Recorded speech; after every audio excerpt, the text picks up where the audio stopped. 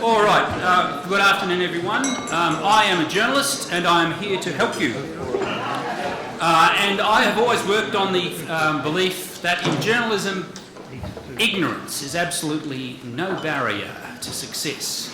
I built a long career on that very thought because, of course, the whole point of being ignorant is being smart enough to go and find smart people who will illuminate for you your ignorance. And we have here 4 very smart people who are going to do that for us. More than that, you are also part of the show. After we've had a couple of 4 opening statements, this is going to become a very quick, short version of Q&A. And you, the audience, are going to make the running. So as you are hearing these 4 opening statements, I would like you to be thinking about what you're hearing. I want you to be thinking not necessarily about what you're hearing, but what you'd like to ask. And you can ask it. And as long as it is short, sharp and interesting, you will get a hearing. And if it is not short, sharp and interesting, you will be told that we will take that as a comment and move on to the next questioner. So, late in the afternoon, you have all got to wake up. And then we'll have some fun. Now, we are doing the presentations in the order that they appear in the program. So my 3 female panellists were of the view that they are here because we're getting the quality towards the end of the day's program. And in that sense, Russell Trood will speak first. Go. Okay. Just from there, thanks, Russell. Yeah, thank you very much, Graeme. Well, global issues, ladies and gentlemen, it's a kind of cornucopia of opportunity. It's the kind of thing that gives you an opportunity for conference libertarianism in a way in terms of choosing the subject that you might like to address. And of course there are many things on the agenda, and I know some of my other panellists will speak to them. I actually decided to avoid the temptation to weigh into any of these issues. I thought it might be constructive if I said a few things about the actual conduct of foreign policy. On the basis that whichever of these global issues we happen to have an interest in, and whichever of them we wish to prosecute in relation to our broader national interest, or indeed in the wider international interest, then we're not going to be particularly effective in any event unless we have some clear idea about how we might go about that and which particular instruments of policy we might use to do so. So I wanted to say a few quick words about 3 things, and there are many others one could choose, of course. Multilateralism, public diplomacy, and the resourcing of the Department of Foreign Affairs and Trade. And my default position here, I suppose, is that from my personal perspective, a foundation of a strong and effective foreign policy generally depends on very strong bilateral relationships. But that said, there are opportunities and indeed a requirement to pay attention to these other mechanisms by which we pursue our interest. The toolbox of the statesman, as Roger Fisher once said. Let me say a word about multilateralism first. And I begin with the proposition that multilateralism is part of Australia's foreign policy DNA. We don't do it to be just good international citizens, or at least I don't think that's taken alone is a good reason to do very much in international affairs. We use multilateralism, of course, because it's in our national interest to do so. And generally speaking, I think we're pretty good at it. We're effective at coalition building, and we are good at cutting our way through complex issues in international negotiations, and when the international community comes to an impasse in relation to certain things. So we have some skills in this there which we can effectively build on in relation to the 21st century. There tends to be a bit of a stereotypical image about governments in this respect, I think. Labor is generally thought to be good liberal internationalists, and the coalition, of course, not so good. And I acknowledge that the rhetoric on this issue can often be quite different from one another. But I would draw your attention to the new Cotton and Lee volume in relation to Australia and the United Nations for an indication of the way in which governments of both persuasion over a long period of time have been effectively multilateralist, particularly in relation to the United Nations. So what will the Abbott government do here? Well, I was interested, of course, in Josh Frydenberg's remarks earlier in the day when he talked about pragmatic practical multilateralism. That was an encouraging reassurance in some respects. But whatever its instincts might be, I think there are some realities, there are some constraints and international realities with which any government is confronted, and this government will be confronted. And the first, of course, is the reality of globalisation and that security and economic interdependence that Michael Wesley spoke about in his remarks today, which demand, at least in relation to some issues, a high degree of institutional attention. The second is that if our foreign policy is in fact Jakarta, not Geneva, then of course the reality is that increasingly our region is highly institutionalised, and that for many of our friends and many of our neighbours, the institutionalised dimensions of the region are important parts of their foreign policy and the way in which they pursue their national interests. So we are obliged, I think, to engage through that mechanism.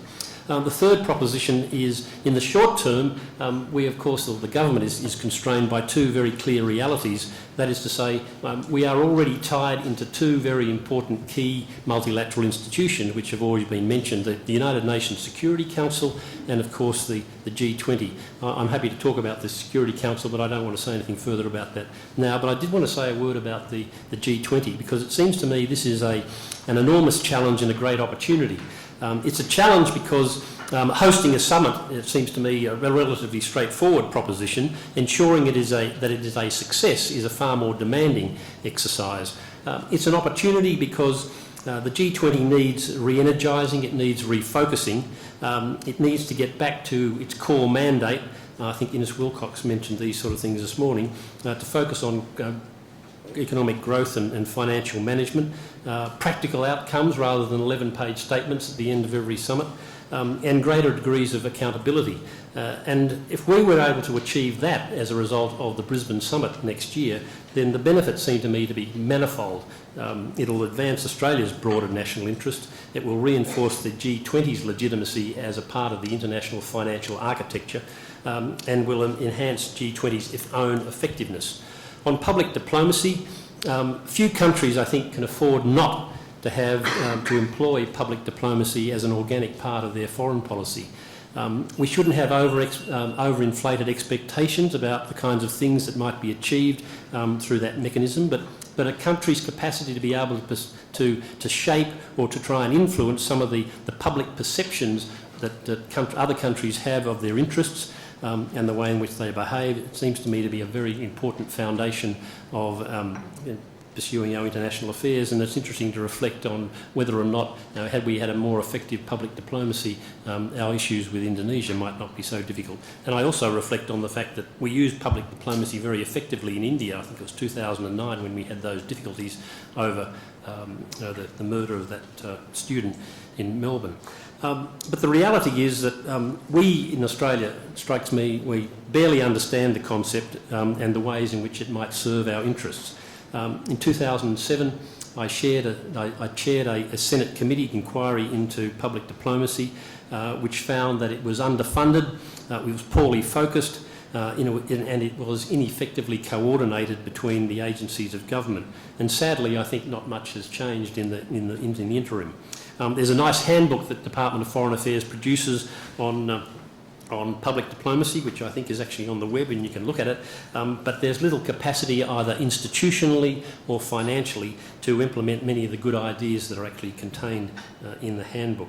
So in an era of communications, an era of communications revolution, where social media is used much more widely, where there are new platforms of getting messages out to the international community, when we've got new technologies, Australia, I think, is way behind, is lagging seriously in relation to this dimension, using this particular tool in the toolbox, and we're lacking creativity, and we ought to be paying more attention to it.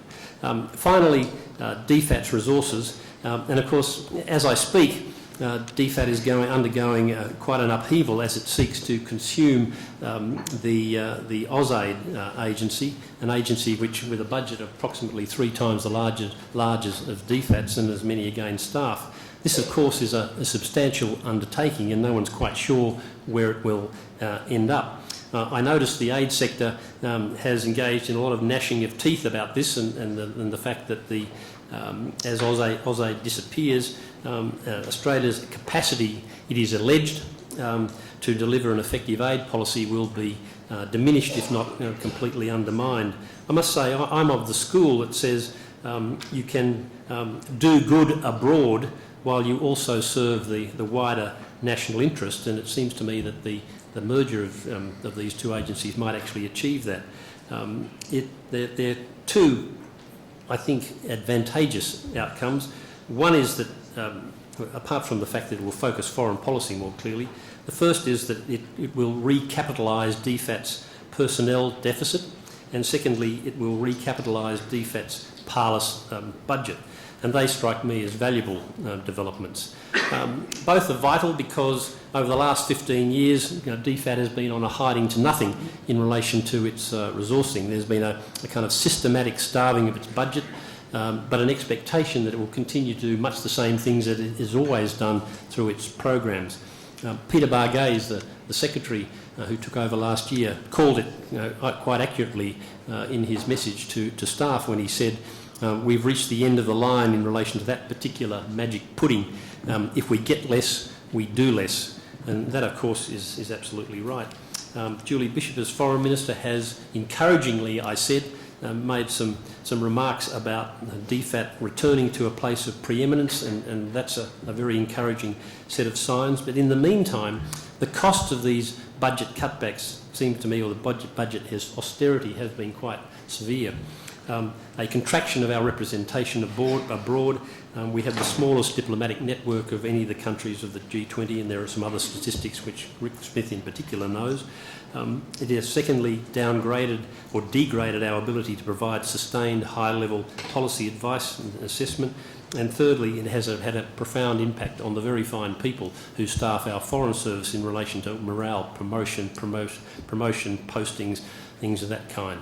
Now, the merger might fix all that, and that would be a welcome development. But we've got to see how that will all work out. But I have to say that if the result of the merger is just that these two agencies, that AusAid and DFAT, will be effectively merged together, that, from my perspective, will be not enough. I actually think DFAT needs to undergo rather more fundamental management changes. If its business model needs to be reviewed and reformed if it's going to be fit for business in relation to the challenges of the 21st century. And that may be one of the consequences of this merger, but it's not clear to me, at least, that it will be. And finally, and I'm going to finish, I don't know what my timing is, Graeme, but I think that if we're going to do a defence white paper, we all certainly ought to be thinking about a new foreign policy white paper, the last of which was in 2003. And if anybody's interested in that, I can talk about that later on.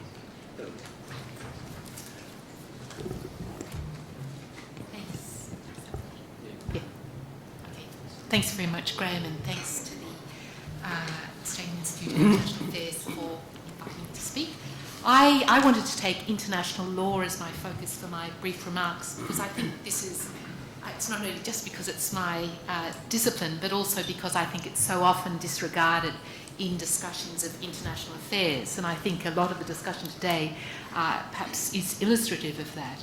Australia, of course, has a long history of involvement in international affairs, going right back to Doc Evatt's engagement, very active engagement in the Australian delegation in the San Francisco conference that shaped the UN Charter. And more recently, since that time, Australian delegations have played really significant roles in shaping major multilateral treaties from areas as diverse as the UN Convention on the Law of the Sea, to the statute of the International Criminal Court. But Australia hasn't often been at the forefront of developing international law.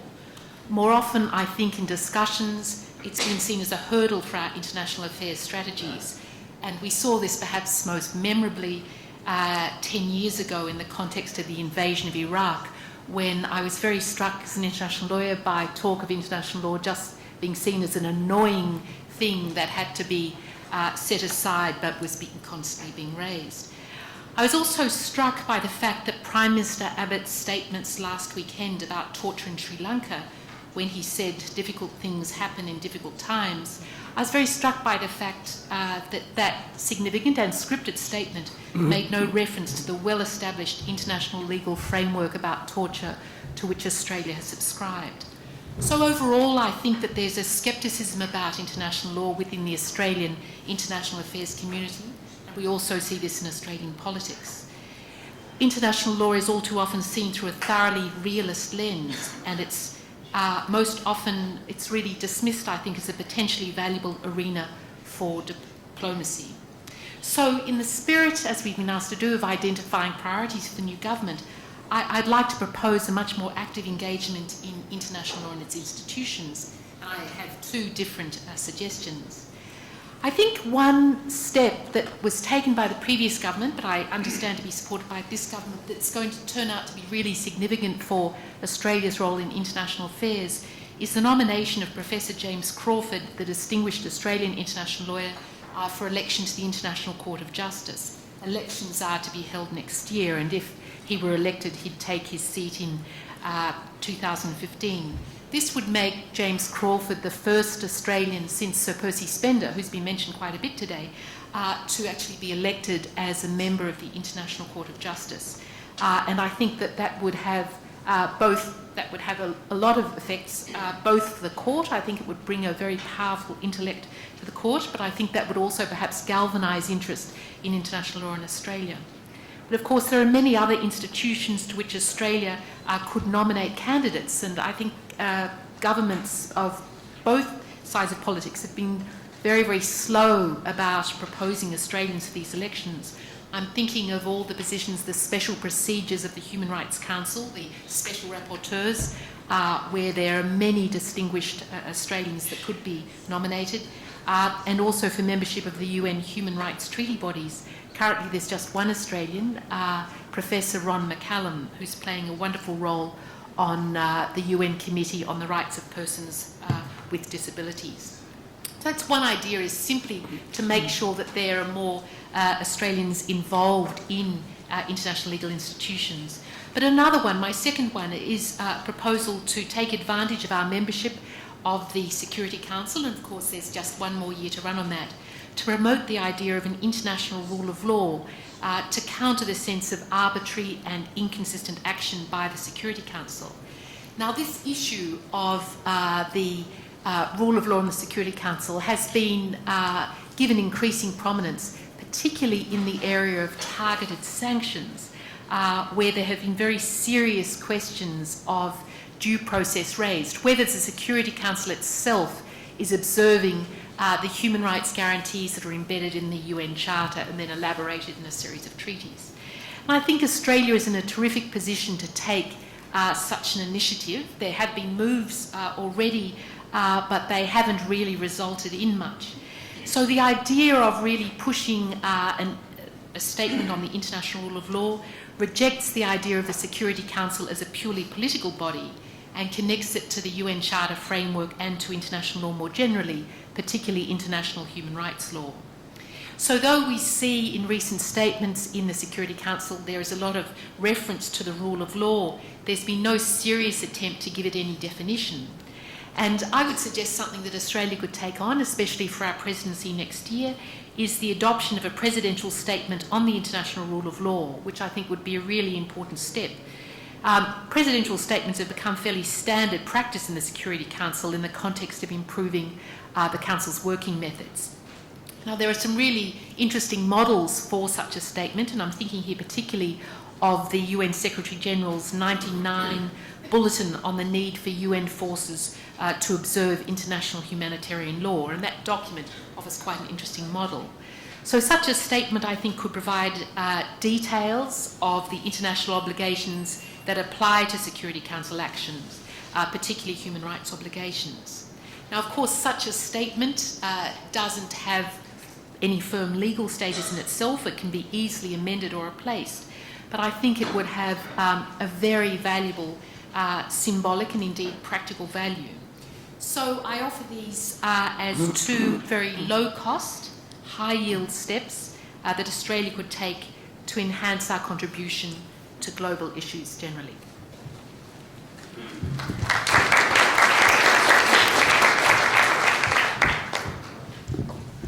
Well, thank you very much to the Australian Institute of International Affairs for convening this event. There should be more of this kind. Well, I'm going to mention something that so far, surprisingly, has not been mentioned. And I would wager it will emerge as the biggest security challenge of this century and beyond, and that, of course, is climate change. Now, at the moment, if you add up all the pledges that have been made, we're heading towards a warming of around 3.5 to 4 degrees by century's end.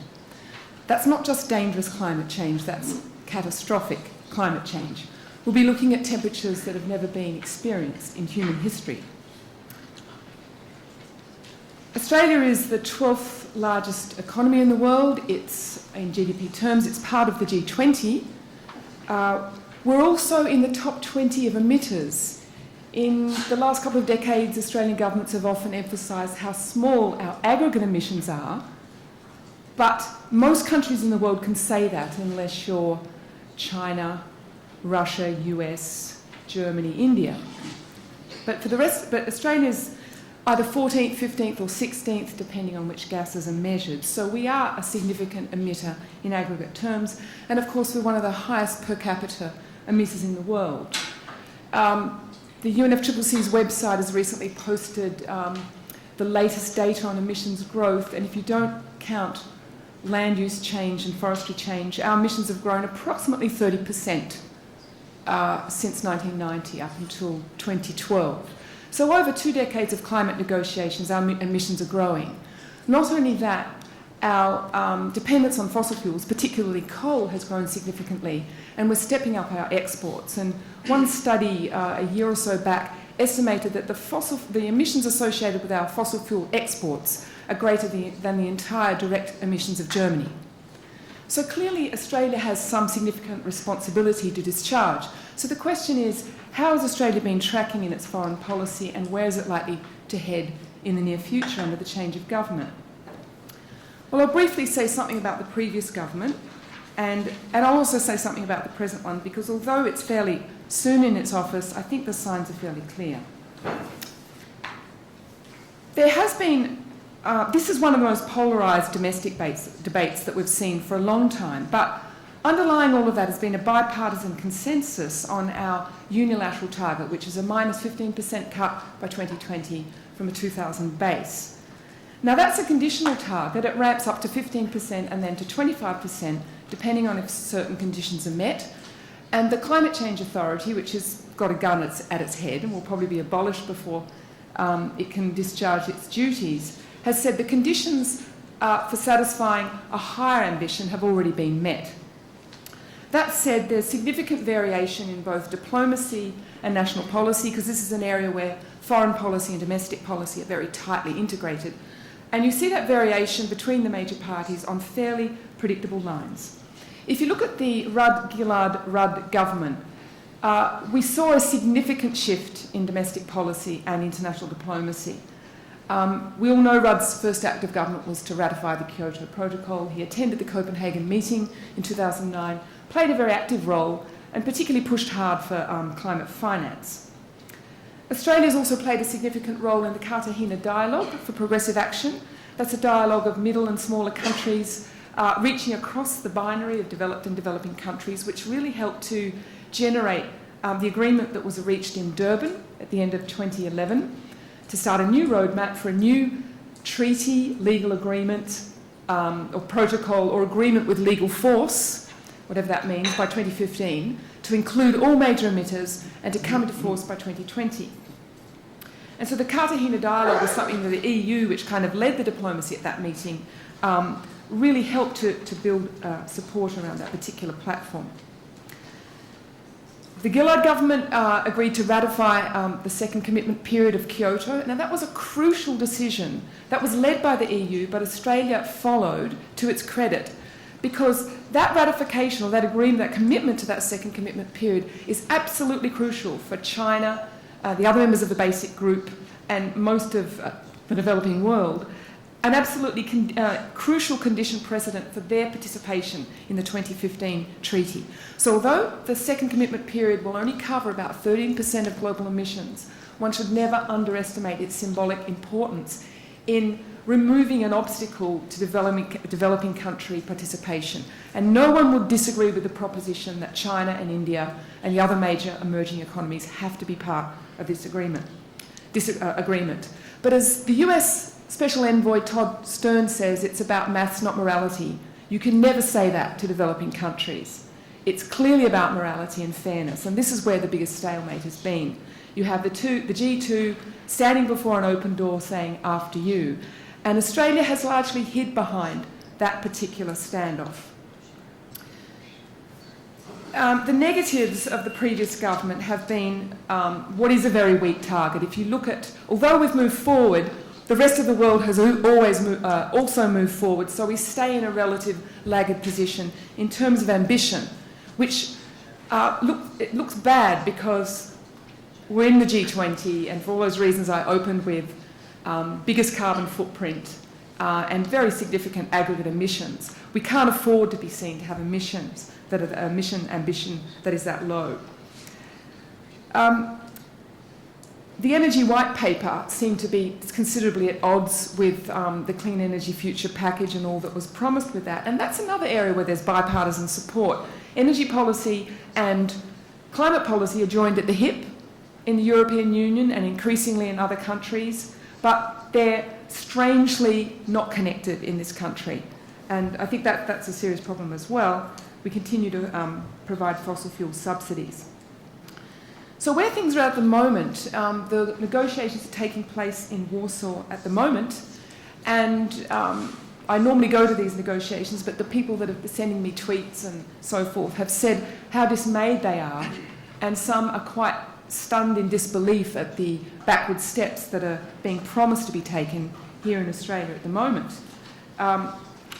The current government wants to dismantle the mandatory renewable energy target, or rather weaken it, and it wants to disenact, if that's a word, pretty much every element of the Clean Energy Future package, which doesn't just mean abolishing the carbon tax, but the entire emissions trading scheme that it was a stepping stone towards, as well as the Climate Change Authority, which is delivering independent advice, as well as the Clean Energy Finance Corporation, which has been quite successful. And its Direct Action Plan guarantees that it cannot play a role in increasing ambition. Two of the big agenda items in the negotiations leading up to 2015 are to close the ambition gap, to raise pre-2020 ambition and to step up post-2020 ambition for the new 2015 agreement, which won't come into effect till 2020. But this government has largely ruled itself out in doing that. It didn't attend, there's no ministerial representation in Warsaw. Ban Ki-moon has set up a high-level summit for around September next year, which is really trying to galvanise negotiations for the next meeting in Lima in Peru, leading up to Paris in 2015, where the treaty or agreement, legal force or protocol will hopefully be signed. So what will this do for Australia's reputation in the region? And also for Australia, we're one of the most vulnerable to climate change of all the OECD countries, and we're living in one of the most vulnerable regions. Typhoon Haiyan was an issue of huge attention in the first week of the climate negotiations last week, where the Filipino rep broke down in tears, and it was the big news story. We worry about stopping the boats, but climate change is expected to unleash the biggest movement of peoples in human history by century's end. It doesn't seem that Australia has a very far-sighted view in this particular area, so I really wonder what will people think of Australia's reputation.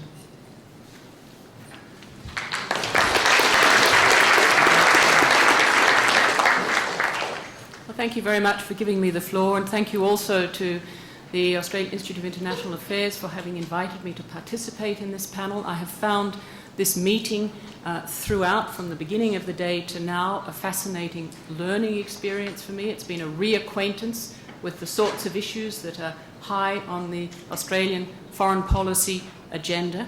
These are issues which I must say, have, for me, taken on over the last 26 years or so that I've been working with the United Nations in Geneva, a certain relativity. And when coming back to them and seeing the focuses that I remember of old and being reacquainted with these focuses, it's interesting to me that they are still some of the central considerations for Australia as it develops its foreign policy. I was rather surprised, I must say, in the course of this discussion, and it's leading me to deviate a little bit from the notes that I jotted down last night as to where I wanted to go with this discussion.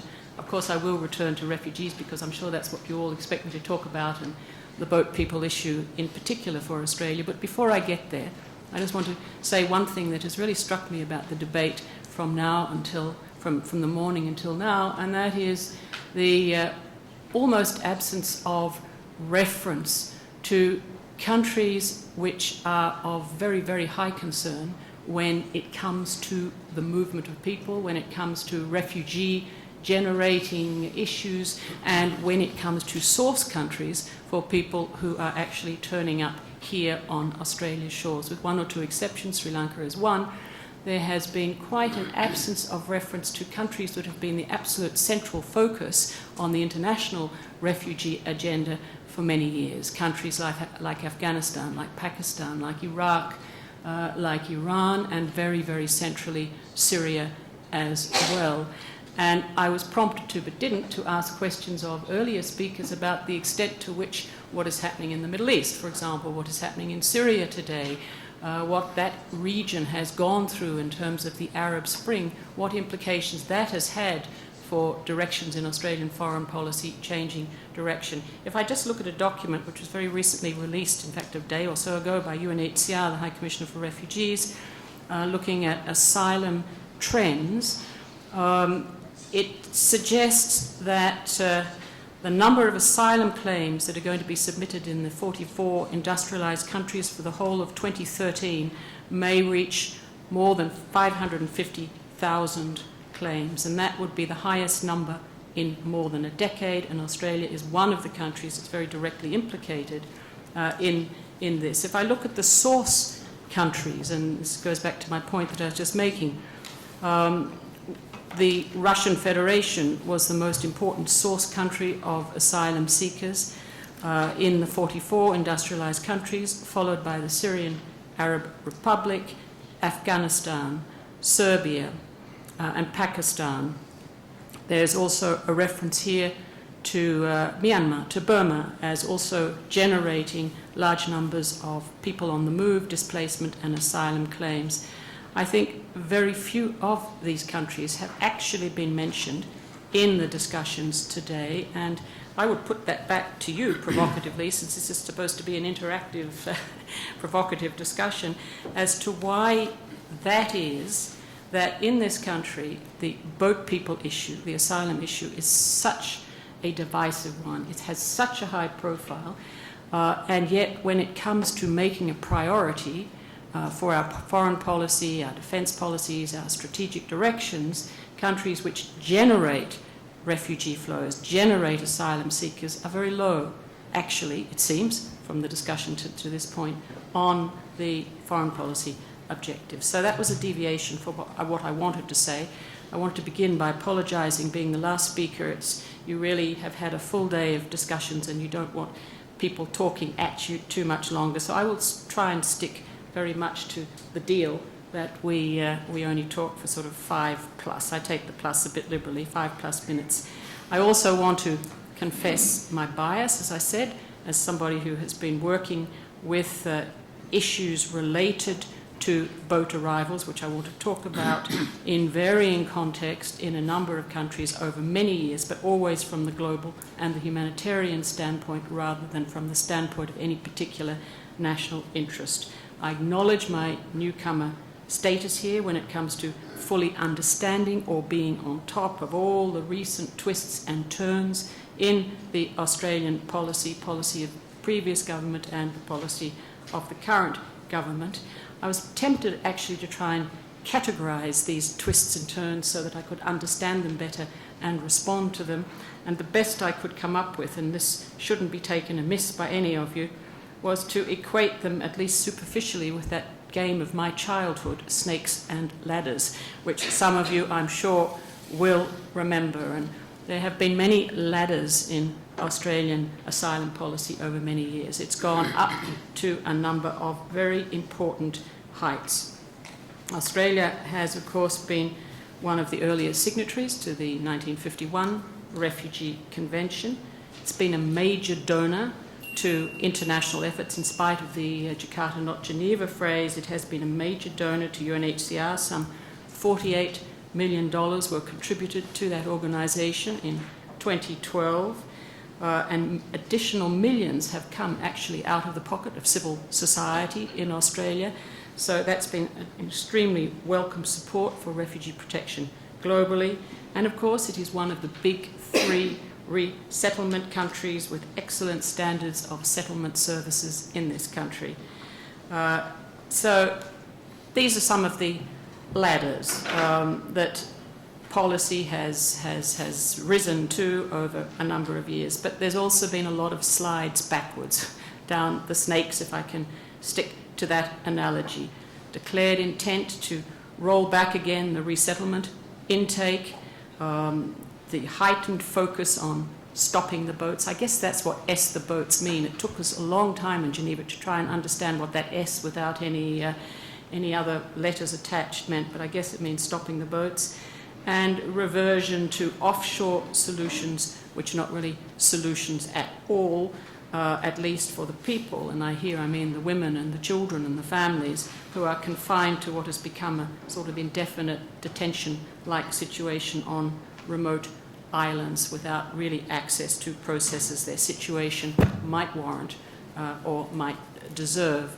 So these are some of the ladders in this game of snakes and ladders. I was recently asked to prepare a written piece about the asylum policy, and it will shortly be published. I won't bother you, I won't bore you by going into all the ins and outs of what I have written in that piece, but it did help me consolidate my thinking about asylum policy in Australia against this sort of background of ups and downs and Australia's very, very solid reputation over many years as a refugee protection supporter. In short, what I have said in the piece, and maybe this is one way to round a lot of this up, is that I suggest that investment in policies of deterrence, keeping out the boats as the preferred solution, not one of many, but as the preferred solution to the real challenges which irregular boat arrivals do pose for a state. And Australia does have a problem, like many other states who have to deal with irregular boat arrivals, but this investment in deterrence, in my view, is doomed to failure. I do not believe it will resolve the issue. And this is because the boat problem is a complex, it's a multifaceted problem with a context internationally and regionally, not just locally, which renders solving this problem now an over-ambitious goal. There's been a lot of talk about solutions and a lot of talk about deterrence as the solution. I suggest in this piece that more realistically states should be developing better management strategies. They shouldn't be trying to solve a problem which is not really soluble at this point, but they should be looking to better manage it in a more robust, a more holistic, and a more compassionate way. I say states because other states, of course, are confronted by a similar sort of problem as Australia and have gone through the ups and downs of thinking and have turned much more to management rather than solutions of the problem as the current way to go. I would suggest that managing the problem will only work if it takes into account the very different facets of this problem. And I would suggest these facets might resolve down to the following. Firstly, boat arrivals, whatever else they may be, are a serious humanitarian concern. Many people are on these boats. Some of them are asylum seekers and some of them are not. Some of them are refugees, some of them are not. Some of them are desperate migrants, and some of them are not. These boats carry a multiplicity of people leaving for a great variety of reasons, but whatever they are, they're people. They're people with rights. They're people in humanitarian distress, and they're people who are deserving of a response which is fully conditioned on their humanitarian needs, not only on definitions as to who or who not they might be. That's one thing that I think any management strategy has to fully reflect, the humanitarian element of this problem. Secondly, I would suggest that the boat problem has a very important international dimension, which connects many states both to the problem and to the search for solutions. It is not a problem which belongs to any one country alone or any one region alone, and it calls absolutely for greater international cooperation around search and rescue, but around sharing the burdens and responsibilities that this issue gives rise to. So the fact that it is an international problem deserving of a coordinated international response is another feature which has to be built in, I would suggest, into the management strategy. Thirdly, and this is sometimes overlooked, the forces that drive people onto the boats lie as much in the conditions in the countries of first asylum or first stopover as they do in the countries of origin. People will stop in countries, and they will be very largely countries in the developing world which have their own difficulties, their own security concerns, their own inability to respond fully to the needs of these people who present themselves on their territory. And therefore, I have to say this, that it is no wonder that there is no orderly queuing for departure when you see the kind of circumstances that exist in the first countries of arrival. Fourthly, the problem is undeniably a law and order issue. Clearly, it has this transnational crime element, this people smuggling element, which is a very serious one, and it needs to be resolutely dealt with. But this transnational crime issue is also a very deeply rooted problem with diverse tentacles everywhere. It's not just the people smugglers. There's a huge enterprise built on people smuggling, and this enterprise implicates not just the organisers of the boats, and not just the people on the boats, but their family members. It all implicates a whole range of middlemen or middle people in this process, from those who forge the passport to those who bribe the border guards, etc. So that destroying a business model of this sort, which is one of the clearly stated objectives, I think, of the current government, is really a very tall order, given the diversity of tentacles that are there deeply embedded in this people smuggling problem. Fifthly, the boat arrivals is a very vexing and contested legal issue, and I'm very glad that Hilary put on the agenda international law and the role it plays. But I want to say this, there are many things one could talk about here, human rights instruments and how they link, etc., but I don't want to go into that. I do want to say, however, that I have read a number of articles by so-called experts, people who say that the root of the legal problem lies in the terms of the 1951 Refugee Convention. I want to say that is patently false, that is incorrect. It rests on a wrong understanding both of the text of the 1951 Refugee Convention and of its objects and purposes. That convention was never drafted as a migration control instrument. It does not have in it the sorts of provisions that people have stated it does. It doesn't deal per se and specifically with a group of people called asylum seekers. It doesn't require solutions to be offered in a particular country according to particular rules, etc. It's a very flexible instrument, and it is wrong to put at the door of the convention policy failures in any one country to deal with this mixed asylum and migration problem. Finally, boat departures have always been a safety valve for the persecuted, always been a safety valve for the downtrodden in the world. They are symptomatic of a much deeper malaise which variously afflicts the societies from which the people come and the societies through which they pass. The root problem is the malaise, and the boats will continue as long as the root causes of departures remain unaddressed.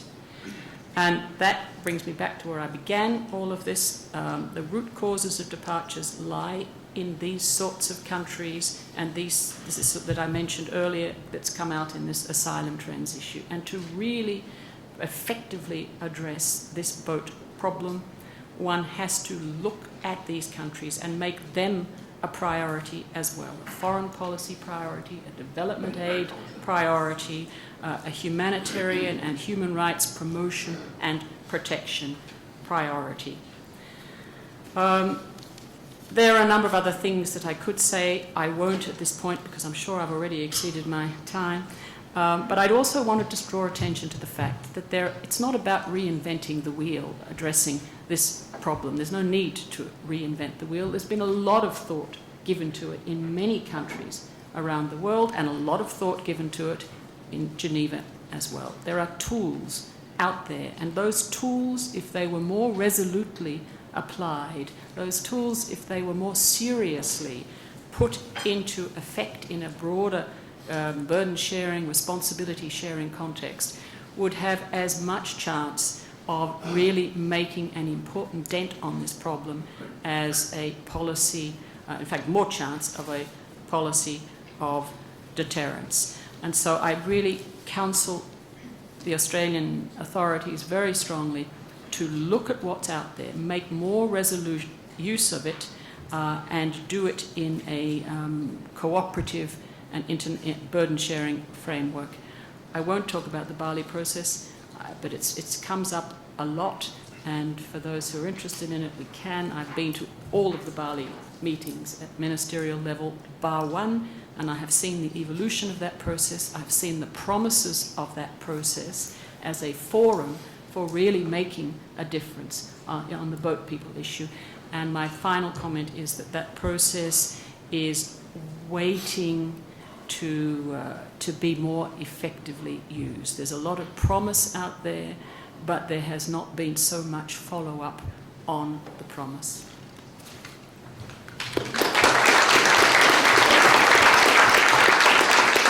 Okay, we're going to take a series of questions. We'll try and do it in some rolling sentences.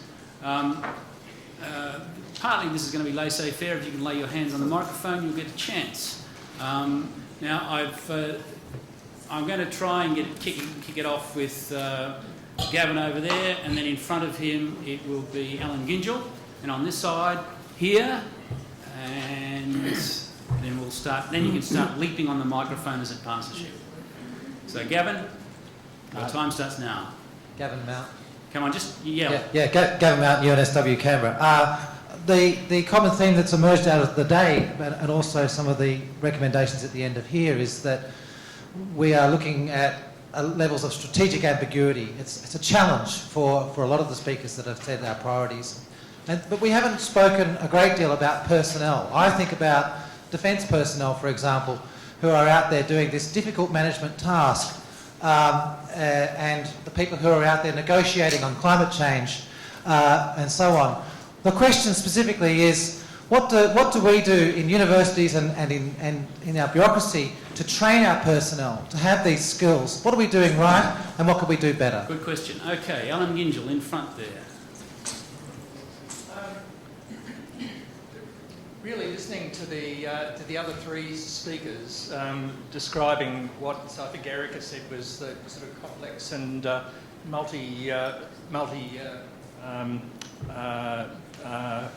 functioned elements of the issues they were talking about. It drives me back to Russell.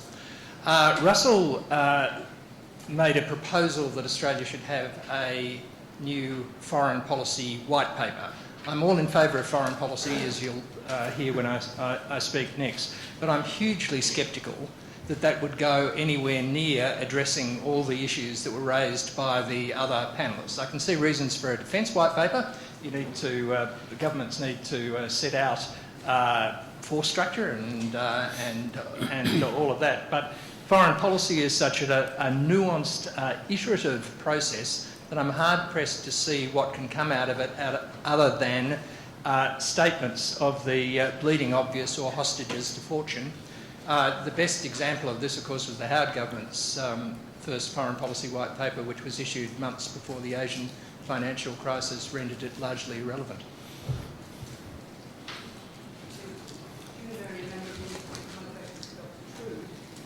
I think we'd all agree that GFAT has been hugely underfunded for the last few years. I believe we might all also agree that FAIIA has been overfunded and hasn't been able to spend the aid money as effectively as it might. But your terms of the observations you made about this recapitalising GFAT or fixing the problems of resourcing of GFAT worry me. What, in your view, are the implications for our aid policy and the effectiveness of an aid policy if that budget is being used primarily seems to finance? Thank you, Jude. Becky? Stuart, I'm a law student at ANU. My question is primarily for Professor Charlesworth. Do you think that Australia, or any nation for that matter, could be liable under international law, or perhaps James Crawford's version of the Rules of State Responsibility, for transboundary harm caused by climate change? And secondly, does that really matter for Australian foreign policy? And then down to Ian Dudgeon down the front. Because of the Abbott government, I think we're getting a lot from the right, so you on the left are going to have to lift your game. Ian Dudgeon, Australian Institute of International Affairs. We're talking about future foreign policy priorities. Can the panel address the issue of what do you see as the major vulnerabilities that we face given current priorities, and what those changes should be in future so we can retain our influence globally and regionally? Now, one of my bosses, Anthony Bergen. Come on, Anthony, you've got a strong voice. Come on. Anthony Bergen from National. This is to Russell. If you were writing a strategy for multilateralism for your former colleagues, what areas or what issues would you stress as the most prospective for a multilateral strategy for our foreign policy? Now, there's a good start. Okay, Hilary, one specifically for you, and then... Yeah. Thanks for that question. As you're probably aware, being a good law student, the question of liability for transnational boundary harm is a very contentious one. In fact, there was a case before the International Court of Justice which we thought might shed some light on this, but it was actually settled between Ecuador and Colombia, so we were all waiting for that, but then the parties actually agreed on that. I mean, the short answer is yes. I mean, it's a technical issue and it depends on the circumstances, but I think that there certainly are international legal principles that would make this possible to formulate a claim in terms of state responsibility. So yes, I do think that, but it's a complicated answer that I won't try now.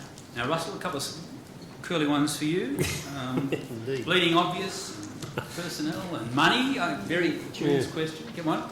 Well, look, defend yourself. Yeah, indeed. Alan's good point.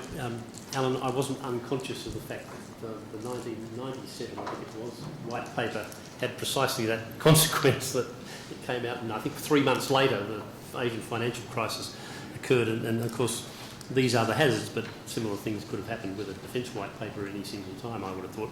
But I think the arguments, well, to my mind, they're reasonably straightforward. I don't see why you should be any less clear about the statements of your foreign policy than you should be about your defence policy. And the point that Rick Smith made earlier about the fact that foreign policy and defence policy ought to be connected is an important one. So if we're going to do a new defence policy, then I think a new defence white paper, then I think we should be thinking about the foreign policy dimensions of that. I also think that this is clearly a new government with new kinds of priorities, and frankly, during the course of the election campaign, there weren't many statements about the direction of Australian foreign policy during that period of time. So I think there is a necessity for a clarity Particularly, is there a necessity for clarity in the context of this merger that's taking place and precisely what that's going to mean for the direction of our foreign policy? Now, we can all speculate about those kinds of things and what it's going to mean for aid policy, for example, but I think the government needs to spell out more clearly what the consequences of that merger are going to be for the way in which we deliver aid and indeed which particular regions of the world are going to be the primary recipients of aid. I also think someone made the point earlier, it might have been Alexander, about you need a broad strategy in which events take place, and I acknowledge the dangers of having strategies, but I actually think it's an important thing to have a plan about how you look at the world, etc. And finally, I'd make the point that this is a sort of personal or slightly partisan, but I actually think there are a lot of conceptual confusions from the documents that were produced, and I don't mean any personal disrespect for you, because I know you help with those, but some conceptual confusions about some of the documents that the previous government produced in relation to regions of focus. We're talking about Indo-Pacific or Asia-Pacific, for example, and what the consequences of those focuses are, or foci are, in relation to our foreign policy focus. So there seems to me a long list of reasons why you might want to do this, allowing that there are dangers and it can be a fraught kind of exercise. And maybe I can just take up this point in relation to aid. Aid's been growing. We've been trying to reach that 0.7 international norm, although there was a general agreement across parties that we're going to reach 0.5 of our GDP. But it's the greater danger to the development policy, to my mind, is not so much the merger of the two agencies. It's the fact that we've made decisions about cutting back the level of our aid, so the quantum of aid, before the merger was even contemplated. The previous government cut back, I think in 2 steps, the level of its developmental aid, and of course there was a decision in relation to cutting back the developmental aid in the first place. So there were already in the system, there was already in the system a determination to cut back the quantity of aid, and that seems to me to be almost as important a factor in relation to merger. But I actually don't think it's a bad idea for us to be clear, and I don't think it's an inconsistent idea with conducting a developmental aid policy, that you also do it consistent with your foreign policy. As I said during my remarks, I actually think you can pursue your your national interest while doing good things abroad. And I'd also say, I think, that in relation to the idea of aid, the idea that aid is just about giving money to places, to developing countries or to appropriately recipient countries, is an idea which is an old idea about aid now. The more important ideas about aid, I think, revolve around the way in which aid is delivered in relation to contributing to economic growth through partnerships and things of that kind, building into trade structures and that. And I'm not an expert on aid by any means, but I do know that the world of aid and the world of aid delivery is changing quite significantly, and it doesn't necessarily depend on the quantum of aid. Robyn? I'd just like to quickly comment to the legal question. One of the new negotiations that started last year at Doha in Qatar in the international climate negotiations were negotiations on loss and damage. And the agreement there was to set up an international mechanism for loss and damage. Now that's being beaten out at the moment, and the lines are already, different states are lining up around different positions. The US is very clear about not wanting the word liability to appear anywhere, but the most vulnerable states are clearly wanting something like that. So it'll be interesting to see how that cashes out. Regarding the more general question about vulnerability, whatever vulnerabilities we face in the world today, many of those are going to be exacerbated with global warming, and that's why security experts describe climate change as a threat multiplier. The biggest issues are the most basic ones, food and water. The breadbaskets of the world will shrink and move, and the net effect with the growing population is escalating food prices. And we know that the French Revolution was set off with the price of bread, and there's now a number of articles out there saying that the Arab Spring was related, you wouldn't say caused, related, linked to a massive drop in the Russian grain harvest due to temperature changes. And that led to an increase in the price of bread, and that was one of the things that triggered the Arab Spring. So again, you would never say it caused, but it just exacerbates pre-existing problems. Massive loss of biodiversity, fisheries, considerable threats to human mortality and morbidity, all sorts of issues to do with, damage to coasts and critical infrastructure. The list is huge. And so whatever your environmental problem, it's a lost cause if you don't deal with the environment with global warming. So they are the big multiplying vulnerabilities that are shaping up over this century and beyond. Sea level rise is expected to be only around 80 centimetres by century's end, but it will continue to go up to 7 metres, right? Up to 7 metres on the current trajectory of 3.5 to 4 degrees. So I'm surprised why our government doesn't take these very seriously in its recent white papers, although the UK white papers, the Pentagon, they're all taking this very seriously. The Pentagon's extremely risk averse, and it's factoring all this in now. And the Department of Defense in the US is addressing climate change as a force multiplier. It's the biggest single user of electricity in the US. It's got the biggest single carbon bootprint of any military in the world, and it's rapidly addressing that. It's, new aircraft are now flying on biofuel. It's actually moving really fast, way ahead of Congress, which is really interesting. Our defence forces are catching up with this, though, which is encouraging. Erika, welcome back to Canberra, which is proclaiming that it is going to be more Jakarta than Geneva. I was actually tempted to ask you whether you've read any... I mean, Geneva's come to you, I'm afraid, in my form. If you won't come to Geneva, I'll come I was going to ask you whether you read any of Frank Morehouse on Edith Berry, but perhaps that's something for another day, your perspective. Well, I think there's a couple of questions I'd like to comment on. The first is the question that was raised about what are the major vulnerabilities with regard to current foreign policy priorities. Obviously, I can't comment on that in any holistic way. It's not my area of expertise or experience, but I can suggest, in my view, that a major vulnerability is to take too limited a view on the nature of this asylum issue and try and address it in a too national, unilateral manner. I mean, if you just look at the statistics, they're overwhelming. There are some 43 million or close to 44 million people out there now who are displaced in one way or another, either as refugees or internally, increasingly internally, inside their own countries, and or have the additional vulnerability of being people who are stateless without any effective nationality at all. That's a very large pool of people who potentially will be looking to better their lot in life by moving on from very unsatisfactory circumstances where they currently are.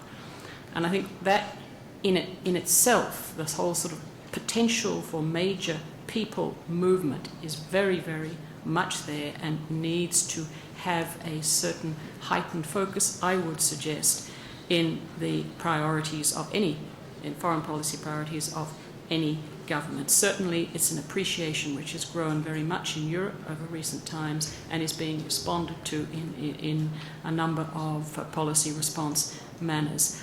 And when you think that that's the current situation, but what you see if you look at it from the perspective of an organisation like UNHCR worldwide, is you see violence, persecution multiplying. You see large displacement crises of recent years which have far exceeded the capacity of the international community to respond to. Somalia, Sudan, Syria, or even closer to home, Myanmar is one. You see that old crises don't die, unfortunately. They just become very protracted. I'm talking about Afghanistan, Iraq, or the Democratic Republic of the Congo, for example. You see the new drivers of displacement, climate change, or the associated elements associated with it, such as slow onslaught, drought, desertification, etc., which all have the capacity to move even more people.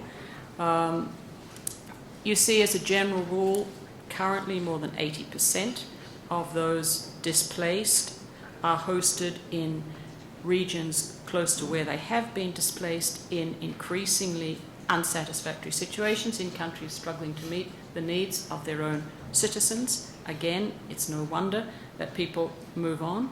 You see the number of orderly places available for resettlement around the world, very, very limited, in spite of this concept that resettlement, or this preference in some places for resettlement as the place of arrival. You see that the resettlement places today accommodate less than, or just round about 1% of the needs out there. If we were to go down the resettlement line as the way that people should be allowed in to their countries, that's a very alarming inadequacy in that regard. You see the fact that many refugees or people displaced are living in displacement situations now for 5 years. It's a classic definition of what is a protracted situation, but you see people living them in decades. You see children born in displacement, children's children born in displacement. And the fact that donor governments or the international community has not placed a priority on dealing with protracted refugee situations. It's just not high on the international agenda. It doesn't capture the attention of the international media in the same way as sort of immediate emergency crises do. And this just perpetuates the problem and has led to a large amount of what's called irregular secondary movement, etc. So these are the sorts of things that I would suggest need to be factored in very much into the policies of any government concerned about the impact of people movement on the security and the stability of their particular countries. And finally, I'd like to say on that one thing that's become patently clear over recent years, if it wasn't clear earlier, is that refugee status is a much sought-after status. It's become a big business, not just for the people smugglers, but for many others as well. And that's one of the reasons why an organisation like UNHCR has become quite actively, albeit rather cautiously, involved in counter-terrorism discussions. I addressed, for example, the Counter-Terrorism Committee in New York precisely to understand better with states some of the dangers in not managing properly the people movement issue through procedures which are responsive not only to refugee status but also to other elements inherent in quite often some status claims. So it is a big issue. It's a big foreign policy issue. It's a peace and security issue, people movement, and I believe it needs a much more intensified focus. So that's what I would suggest in terms of a major vulnerability would be a too parochial approach to the potential for people movement and the way people movement needs to be responded to. Another question was raised about universities and how to make universities more directly relevant, as I'm paraphrasing the question a little bit, more directly relevant to issues on the foreign policy agenda, what to do, how to train students. One of the things that I have noticed in my years in the United Nations is that Australia is not as engaged as many other countries increasingly are in trying to bring their staff, and I think you mentioned this, Hilary, trying to bring their staff into United Nations bodies, not their staff, trying to bring their people, trying to get more Australians in the system. And I say it when I think about universities, and I give you an example of UNHCR. UNHCR has memoranda of understanding with a number of universities in the United States and elsewhere in Europe, for example, which provide specific placement opportunities for students for periods of time, which bring students into the workforce with some subsidization from the universities over summer vacations, etc. And I think this exchange of or this exposure of students to international issues that organisations and agencies like UNHCR work with is an extremely valuable, hands-on evidence-based training, which should be actually more actively pursued by universities in this part of the world. Final thoughts, Russell? Final word. I wanted to answer Anthony's question, or a couple of others that I didn't get to. This is your actually. final word, Russell. Go for it. Is it? Well, just on Anthony's, I don't actually think you develop a multilateral strategy. Because multilateralism is an instrument of policy, of course. So the important thing is that you identify policy priorities, whatever they might be, and then make decisions about the best way to pursue those policy priorities. The case I'm making in relation to multilateralism is that it ought to be part of the mix of the way in which you might achieve particular policy objectives, rather than saying devote a chapter to multilateralism in a white paper, for example. And on the matter of vulnerabilities, I guess I have a list of four, two of which are global and two of which are local. The global one really focuses around the global economy and whether or not we can actually re-energise the global economy effectively, and the inability of the European Union or Europe generally to kickstart its economy and recover from the consequences of the global financial crisis seems to me a vulnerability for all of us. I also think the second wider global issue is the issue in relation to the fallout of the way in which the Muslim world is tearing itself apart at the moment, and the way in which that's going to affect have wider consequences around the globe. And locally or regionally, the point that Hugh White made and others have made during the day about the relationship between China and the United States seems to me fundamentally important to Australia, and could have effect could create vulnerabilities for us. And the second one in the regional area is the outcomes of the Indonesian election next year. We have been very fortunate, in my mind, having a president of Indonesia in SBY who has been very sympathetic to Australia's interests in a way which perhaps has been unusual. There is potential that the results of the election next year will not deliver that kind of individual in the presidential palace in Jakarta, and that could be an issue for us, a real challenge, a real vulnerability. Hilary? Well, I'd just like to end with some thoughts that I think the discussion today, which has been intensely interesting over all the panels and discussions I've listened to, I think that we've conceived our engagement with international affairs generally, with some major exceptions, but in very limited ways. And what I've heard would make me say that one thing is we're thinking about the next 20 years leading up to the centenary of this very august institution. I think it's really important for all of us in our different arenas to try to face the narrowness of our engagement with particular areas. So we're very good at the moment on bilateral trade agreements, for example, but I think other areas have been forsaken. So to face our ambivalence in this area, and my wish, I suppose, is that the Institute can encourage Australia and the Australian government to be a lot more ambitious in the range of activities it engages with.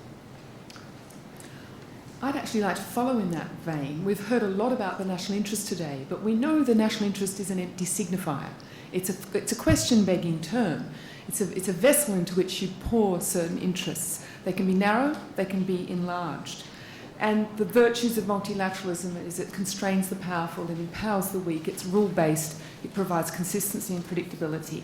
And that's why we have a multilateral process in climate change. So I just want to finish briefly by talking about different types of conditional cooperation. I think this might be generalisable beyond the climate change case, which I'm obviously obsessed with.